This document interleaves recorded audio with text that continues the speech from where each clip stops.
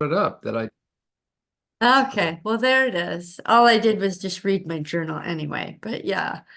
okay, so it's interesting, as far as birth order, if you're the youngest, it's very hard to just thinking out loud here. If someone were to ask me, a perpetrator has three daughters, what's the likelihood that he would only perp on the youngest? It never Yeah, happens. I Usually know. what, You would have to start with the right? first child. That's right. Usually what happens is if any child is going to be spared, it's going to be the youngest because the older, yeah, it just runs the risk with each child that you're perping on. So that probably is the reason why Angie changes her hairstyle so much. You wonder with Mary why she's never changed it, but oftentimes different parts will do different things with their hair. Yeah, yeah, Some will put it up, some will put, right? So it's, yeah. yeah, but it's not plausible to believe. I'm not, and not towards you, just thinking it through. Dad would not have missed an opportunity. And plus, Oh, I um, know that he abused them you guys are a sexually. year apart. I know, we were like triplets when we went to school. I remember our teachers, in grade school, you have the same teachers, but they would always call us triplets. It's, you guys look so much alike. You're all the same. And I have this feeling that at some point when we went to the training camp and we were tested, I think that I excelled or maybe had higher aptitude or higher IQ, but I was separated out differently. Angie and Mary always went one way, I went the other. And I think because maybe I had a different level of training, maybe I had a higher IQ than them, I don't know. But that dad favored me. I was his baby, and I think I was his money maker, You even know, though we didn't have a lot of money. And I don't know that he even tucked it away. I think he was paid in drugs and some cash. But I think that he like Melissa asked me this. She said, "Well, if your grandfather was a 33rd degree Mason," she said, "then why weren't you rich? Why didn't you have a comfortable life?" And we didn't have an uncle. Well, is that what, so if you get to that level, they give you additional cash? I think that they give you job opportunities Okay. that you probably aren't worthy of, but they'll give you access to careers and things that make your life comfortable. But I said to her, I said, Melissa, I think what happened with my grandfather, and I think my dad did the same thing, is that whatever money he made, he spent it on buying a trafficked child. That's what my grandfather did. I remember you had to pay to buy a child in order to sacrifice it. They just didn't give you free children to kill. You know what I mean? Unless you went out and snatched them up yourself. I think you had to pay for that. It probably is the same now, anyways. Yeah, and so I think my grandfather was just too absorbed in his own depravity that he had to have more and more and more of it. Because I don't remember their house being, it wasn't small, it was medium to large. It had the second floor had like an open loft area that looked down, but they were just dirty, cluttery, kind of hoardy, filthy people. So it wasn't, you might look at the house from the outside and think, oh, it's a nice house. But when you went in, it was just disgusting. It was, pigs living there.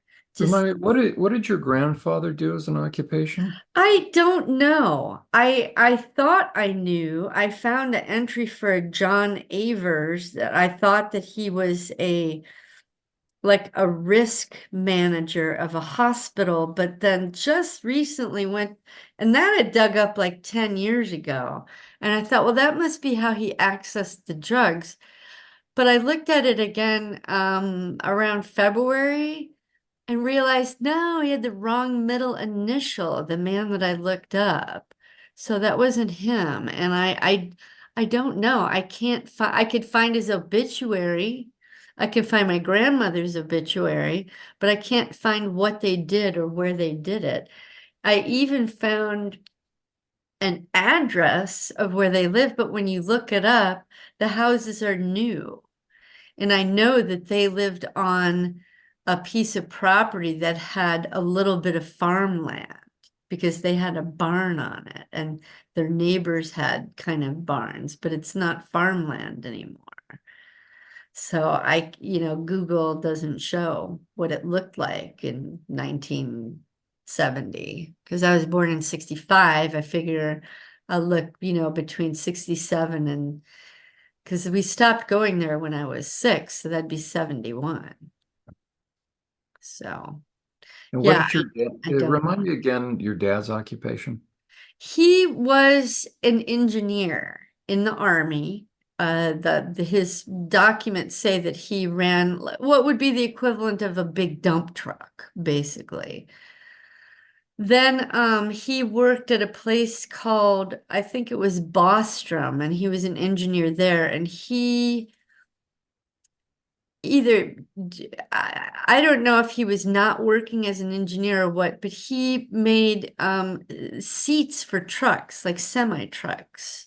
The seats. I don't know if he helped design them or if he was just on an assembly line putting them in trucks. And then later, after my mom divorced him, I know that while he was with his second wife, he ran his own business, and it was a like a so like yeah, that's right. At Bostrom, mom talked about him and the sewing machines and sewing the material that went on the chairs, the seats of trucks.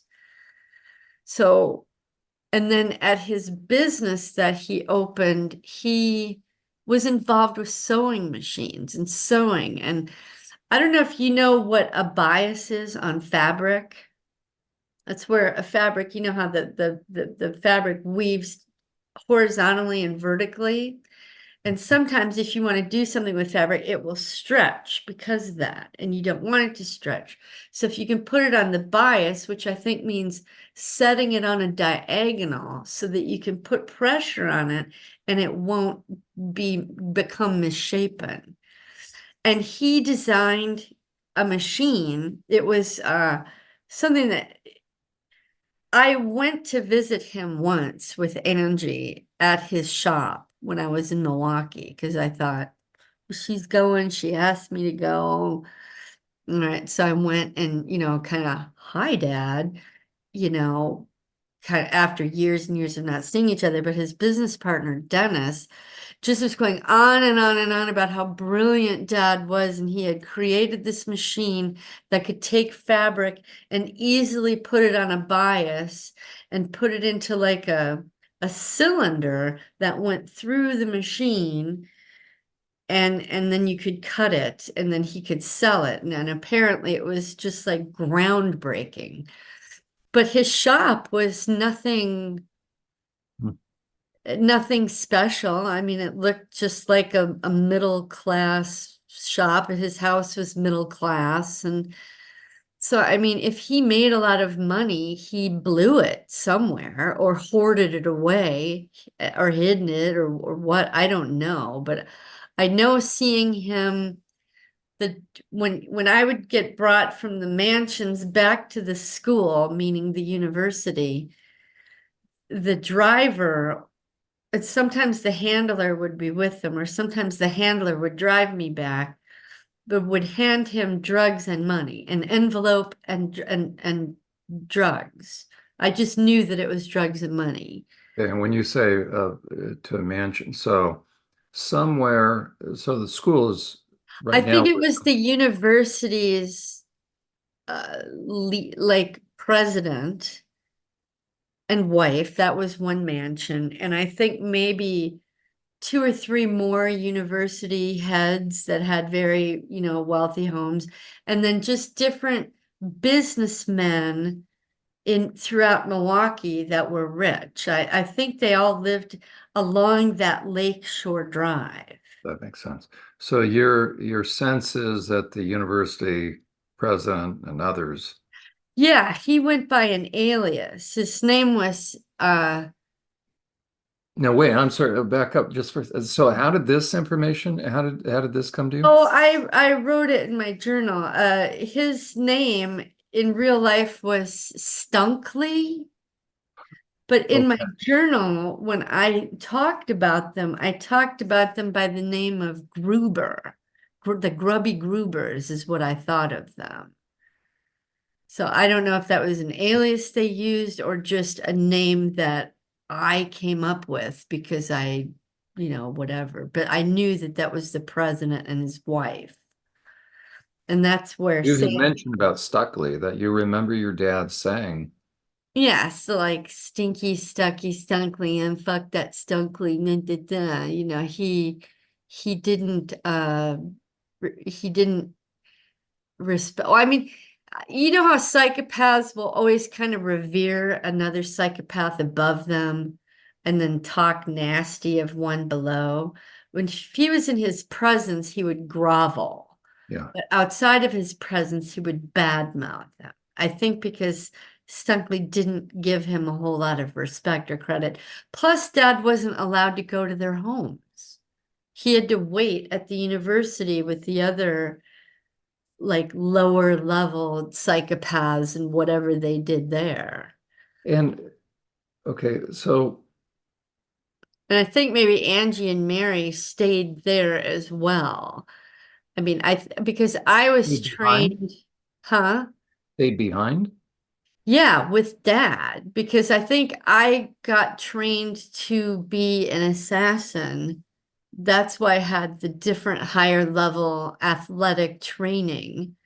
But Angie and Mary had something else, and I don't know what that something else was, so that at the end of the day, after you'd be done with all the athletics and the training and whatever, everybody would come together at the school for a kind of a debriefing. And if it was like maybe a graduation, then you'd have a little dinner. And then after that would be what I call the after party, where I would be taken away by a driver to someone's rich, wealthy home.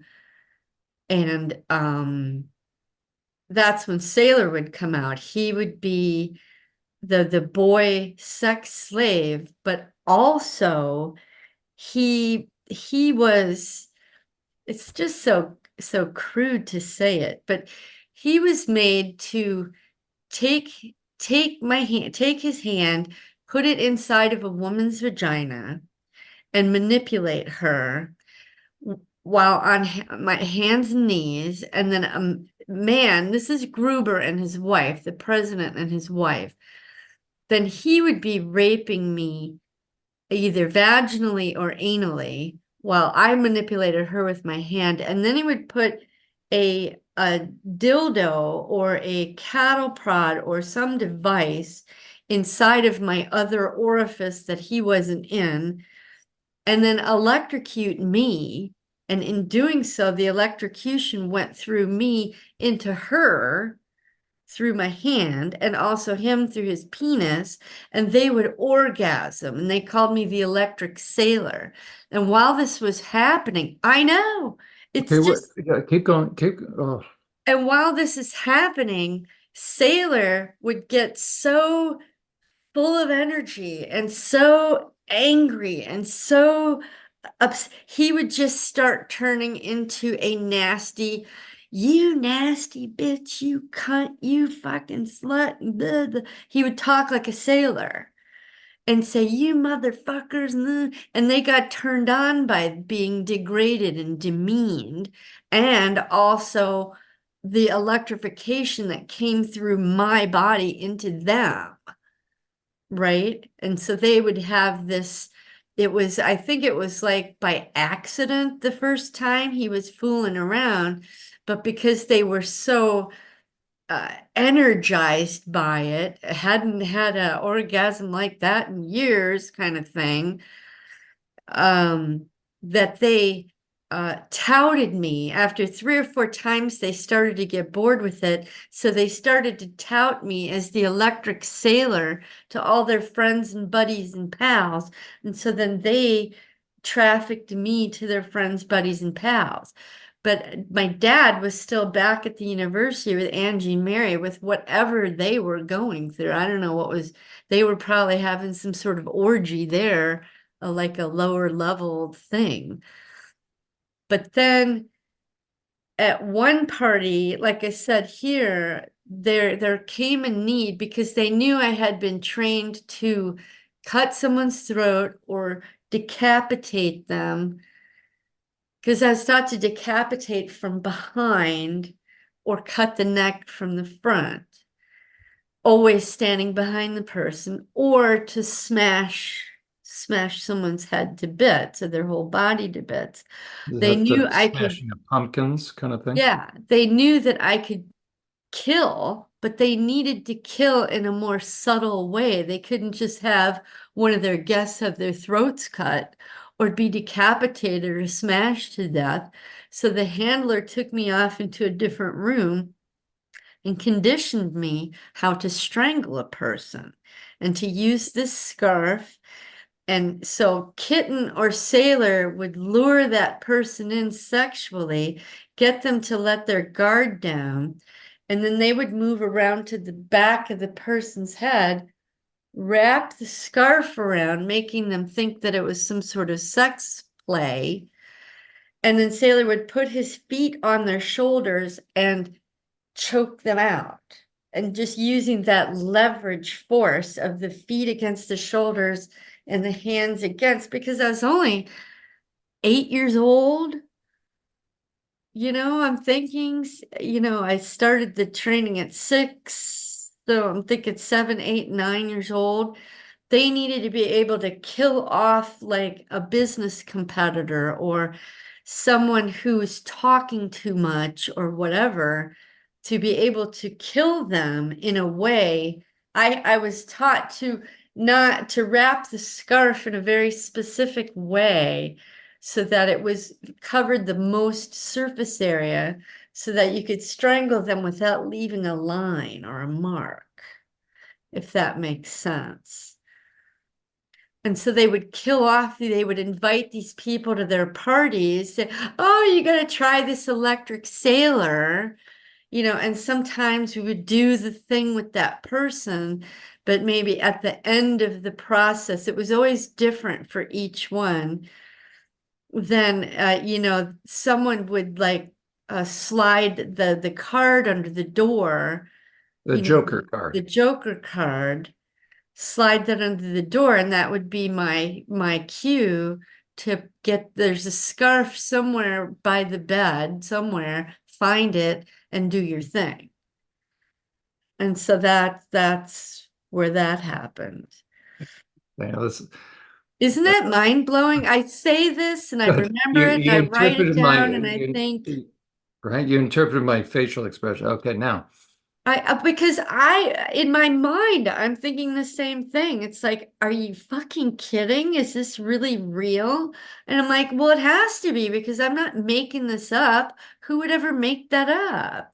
So what has come back to you then is it, this is almost, let me just ask it, because this Luther's going to use you in very powerful ways, Diana. I'm telling you. Okay, now, so what you now have seen, you can tell the difference that this is a memory? Like Oh, it's yes, totally. Yeah. I can hear the different conversations and comments or, um, yeah, in these houses. Oh, also I guess you'll get to it in the journal, but at the end, after the sexual encounters with no killings, the and Diana, the I'm butler, sorry, when did you send this one to me? Because I thought I probably had. Sunday night, the butler would take me out into the hallway of I believe the Gruber's house, but maybe others people's houses. As I remember, one was a big room one was a hallway, but they would have this expensive art on the walls. And I remember one being a Van Gogh, a Monet, and a Picasso, all in the same hallway. And it was upstairs, and the butler had me sit on a bench, and they would bring me, um, I could have a treat. I could have a dessert, a sweet, along with the hot chocolate. And the hot chocolate had something in it that made me not pass out, but be just kind of out of it. I could walk and move, if someone guided me, but I didn't really know what was happening after that. And after I would have my sweet and my chocolate, then I was taken down to the driver who would then drive me back to the school. And by the time Dad took me in the car, I would still be in the same state, and I'd kind of just like look like this out the window as we drove home. Sometimes I would fall asleep. Um, I remember one time Dad was pissed off because one of them gave me too much and they had to carry me. And he was pissed off because he had to carry me into the car. And then we got home, he had to carry me into the bed, even though I was awake enough to know he was pissed off and annoyed, but it was I just remember him saying, you gave her too much. What the fuck? Now I gotta carry her, kind of comment like that. So yeah. But and I also thought about those hydraulic pillars you were talking about and that they should still be there. I had a memory of a maintenance guy out there pissing and moaning about how stupid these people were. Don't they know that sand gets in the cracks and screws up the mechanical parts? And he was muttering under his breath, and I heard him. So I'm pretty sure after 35 or 40 years, it broke for good. They probably just buried it, you know or covered it over so that maybe put a building on top of it so sand couldn't, but it wasn't. I just remember that maintenance guy because I kept thinking about it. I thought that's right, that is, I started looking into the ROTC piece and where it is and what building it might be in, and then I remembered, oh, that maintenance guy was really ticked off at how stupid these people were. And then that led me to looking at other things about the university. But yeah, the university started in well, give me one sec. I printed it. How'd you know I was looking up?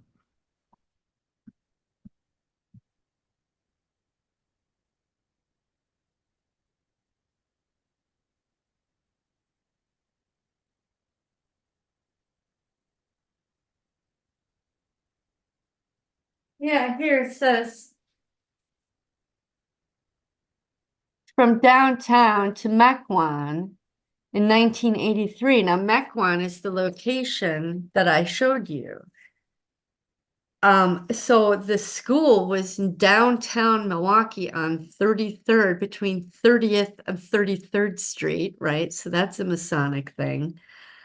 Um, and they didn't move to Mequon until 1983. And this article says that it was farmland and they just built on the farmland. But then I'm thinking, no, I've got a picture on Google from 1950 showing a whole complex of buildings. And then there's this other part, this other article. Let me see. It says urban spelunking, Concordia University tunnels. At, Con Oh, at Concordia University in Mequon, nearly 4 miles of tunnels connect the campus buildings. These are corridors of every stripe. Some look just like garden level hallways, other basement corridors, and still others are more utilitarian and industrial looking. One chilly day I went to see, and there's pictures. let me see these. Well, hold that up. Let me share the screen and I'll pull the article up. Gosh. I know. But so there in one article it says what didn't exist. It was farmland until 1983. Well, I graduated high school in 1983.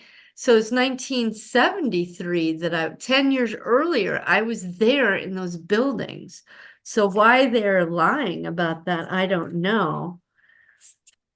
Um, but yeah, in this article about the tunnels, it shows those Google images of the land in Those are like not the tunnels. Those are full on. buildings. But if you look under, and this is the one where it talks about the Well, you nun. notice, hold on, in those tunnels, there are rooms.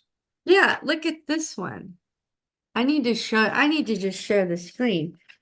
But this is the article that talks about the nuns roller skating because there's so far to go.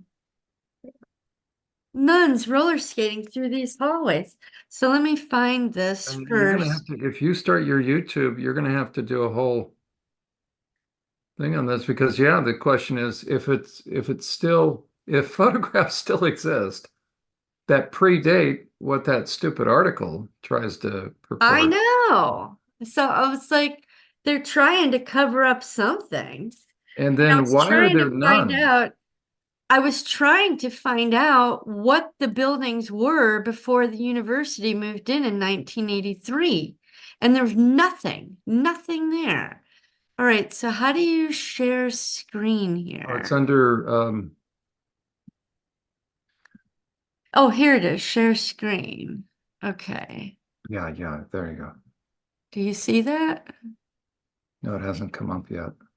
Oh, let me try this I again. think you have to highlight the little, which one you, there we go. There we go. Okay, so here's the article, right? So there's one hall. Oh, wait, why is this only one Okay, page? look at it. No, this, oh, okay, those aren't tunnels.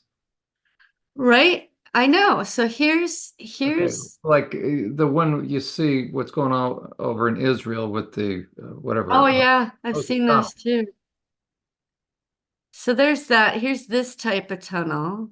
Now this is what they say the site in 1956. But we can go to But Google. you can see something's been laid over that. Yeah, yeah.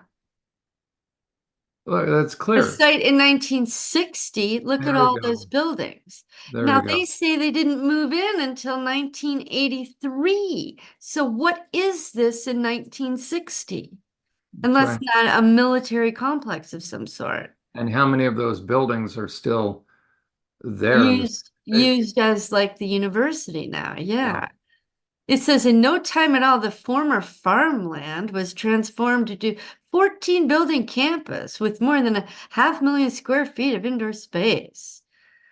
And then they showed the site in 1963, but they didn't move in until 1983.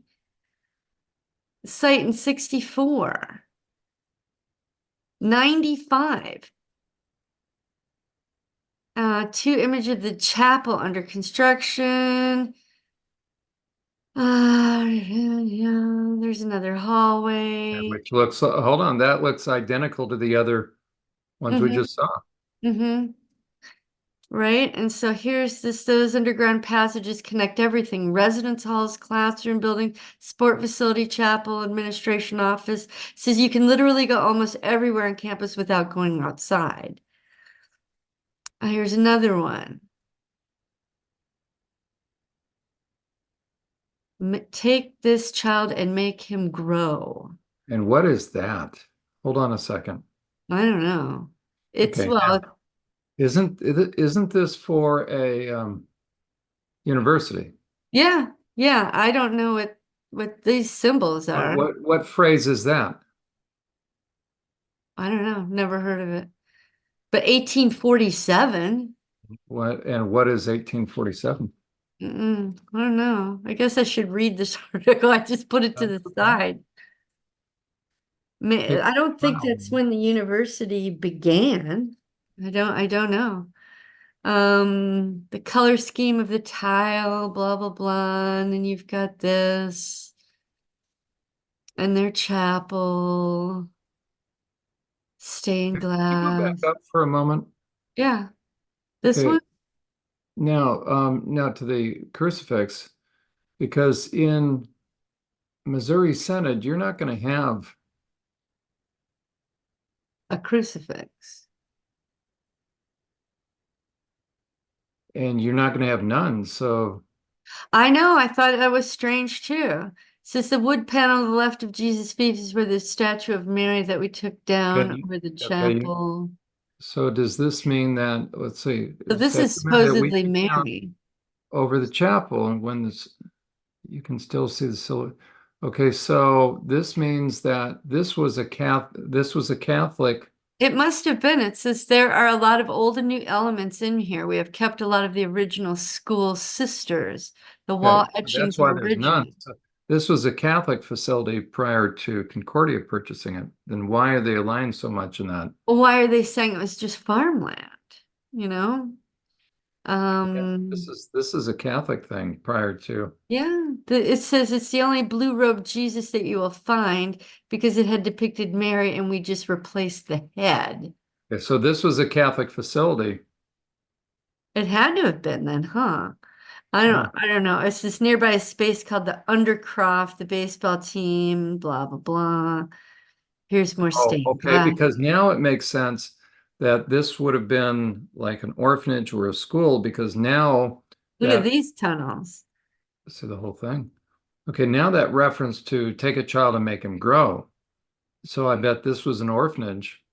Oh, hey, maybe that was the office. There's still files up in her handwriting that I haven't touched.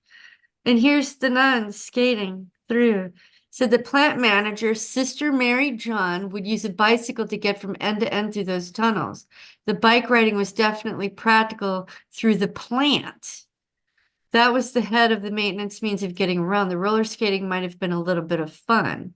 So it was a plant managers, Or maybe, oh, right? I need to read this whole thing. I just keep skimming through it. But yeah. So in the the tunnel. following tunnels over the field house for the St. Louis Rams held their training camp in '08. Guess that doesn't really matter. And now here's where they get into the pharmacy aspect of it and how they moved into the pharmaceuticals. So it makes it really easy to never have to pack. So, oh yeah, because everything is, they don't have to go outside. Mhm.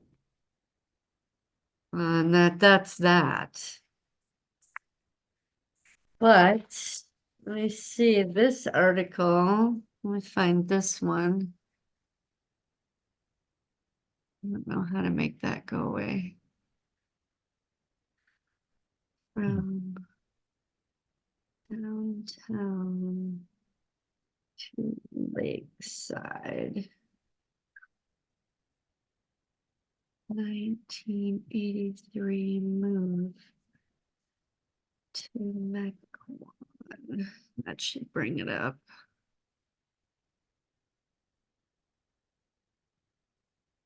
See, this is a blog from their website, Concordia University. So it's come a long way since its 13 students start in the basement of Trinity Lutheran Church in downtown Milwaukee. From its inception, 1881, its enrollment has grown, yada yada. It started off small. In 1960, okay, co-ed administrator, where does it say? Moved to a four-year school. In 78, they authorized, became a four-year accredited college with, they wanted to expand. And this is where they began to put the money aside in 1980. I was in those, anyway. 1980, 81, 82 is when they saved up the money. And then 83 is when they moved in. Lutheran students largely in favor of the move. So I believe this right here is the old chapel. Nuns, oh wait, nuns of the SSND fill the chapel of the Christ Triumphant. So that must be the, wait, So this, origins of the Notre Dame of the Lake. The original owners, the School Sisters of Notre Dame, had their own intentions for the campus when it was first constructed. The SSND were previously located in Milwaukee, but their 109-year-old mother house had foundational damage beyond repair. So this had to have been the School Sisters of Notre Dame. But that's what this was. I think that, yeah, the place on the lake, and that Concordia bought it over. But There you why go. they're talking about it being farmland is, anyway. Under this guise, the campus served as a mother house for them training. So they trained the nuns there. It was the Notre Dame of the Lake, they called it. So they had all these girls. Oh, okay. So this was it said the school was for girls. Really? What? Talk about trafficking opportunities. No kidding. Yeah, I've got to read this. The ideal location for a college. So they signed a $7.1 million offer from the Lutheran Church to buy their 102-acre Mequon campus and relocated Concordia there. So, and that was in 82, their new site in the fall of 1983.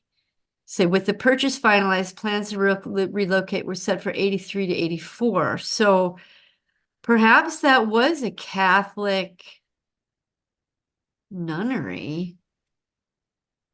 Or this SSND, which is what this School Sisters of Notre Dame, SSND. And they're hiding it for some reason in another place. Continued growth, and then it just goes into, and they moved and how they've grown and blah blah blah. I'll have to dig into these references. Isn't that fascinating? Oh, Um, oops. Figure out. Ooh. so you think you were there from what year? Um, Oh, wait, if you were so six, if I was 7, that'd be 1972. So 1972 for 3 or 4 years, 72 to 75, because mom divorced dad in 76.